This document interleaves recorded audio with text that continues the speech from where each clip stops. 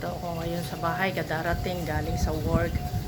Ayan, mainit sa labas. At nabutan ko tong aking anak. Ayan, nagte-treadmill. Hindi ko alam kung anong naka-inspired kay Neil at nag-treadmill bigla. Are you having fun? Are you having fun there? Ha? Nag-enjoy ka ba dyan? Yeah. It says 66 on the calories thing, and then it goes up to 15.5. Oo.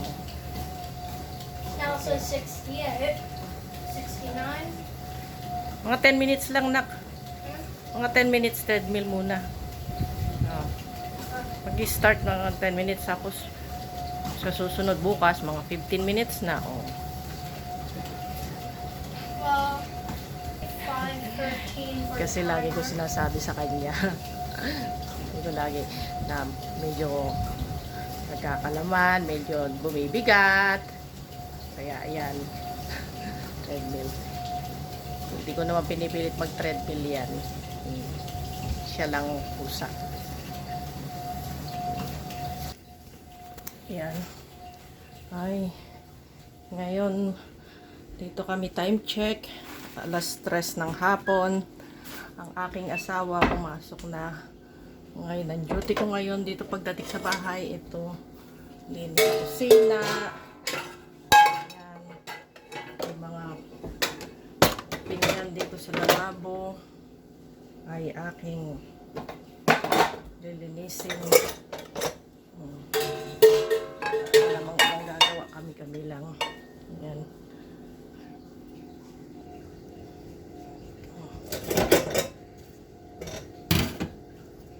Ano ang naglilinis dito yung bubukas ng mga pinggan dito asawa ko. Tapos itatambak lang niya rito. Ako ang maglinis. Ano to? Linis. Saan yung isa? Mainit sa labas. Pag ganitong panahon dito sa Utah, mainit.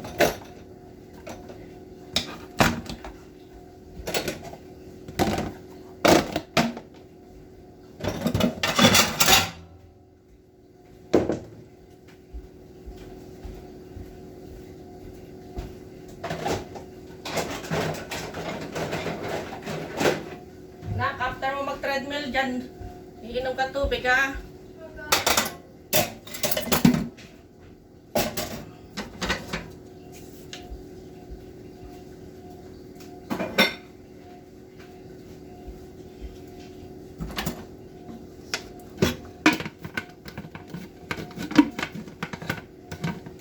This is the life in Utah. Wala kang katulong. Ikaw lahat, pagkagaling sa work at dating sa bahay, ikaw pa rin ang maglilinis, mag-iimis.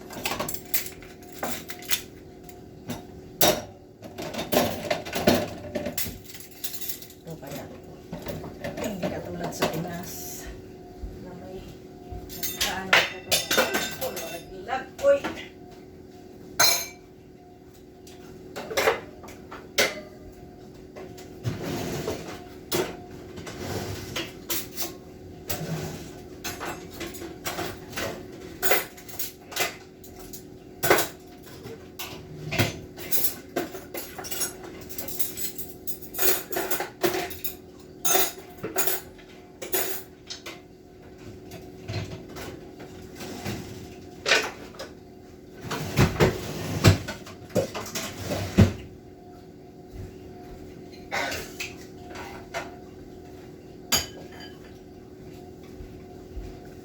Isin yung table, nagkainan.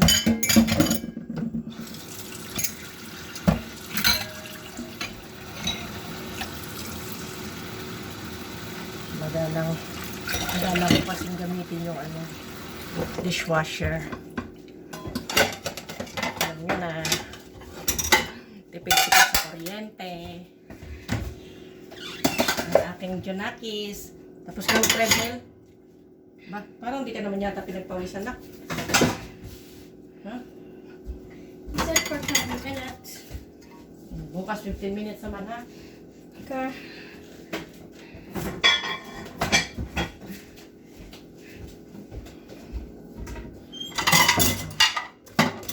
Lahat. Yung asawa ko ang naglinis nito. Naghugas. Ako naman ang magtaog. Maglalagay sa mga lalagyan.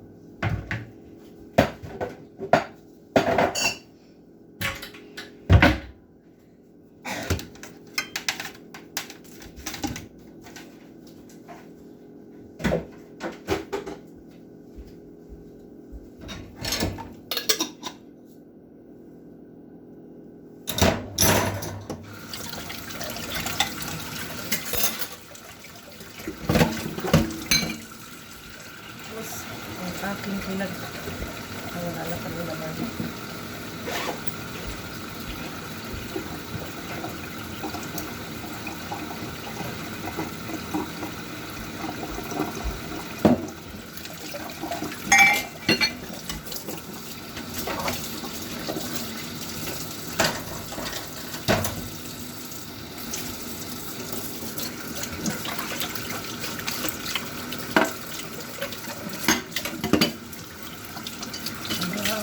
Pinagugas yung asawa ko nung pinagkainan nila pero may mga natira pa dito.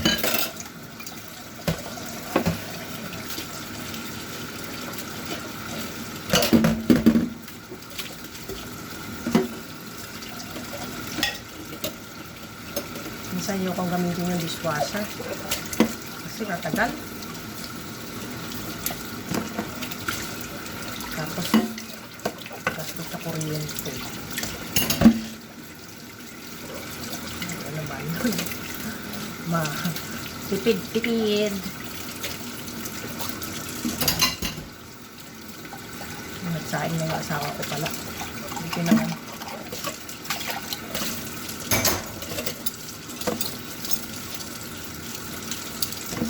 Iluto na lang ako ng ulam. Ganito, gaton light. Galing sa work, labas ko 2:30. Tapos, pagdating ko rito, mga 30 minutes drive. Pagdating sa bahay, pahinga konti. Tapos, maglinis na. Nagagyan ng popcorn. Nakalimutan ng asawa kong linisin.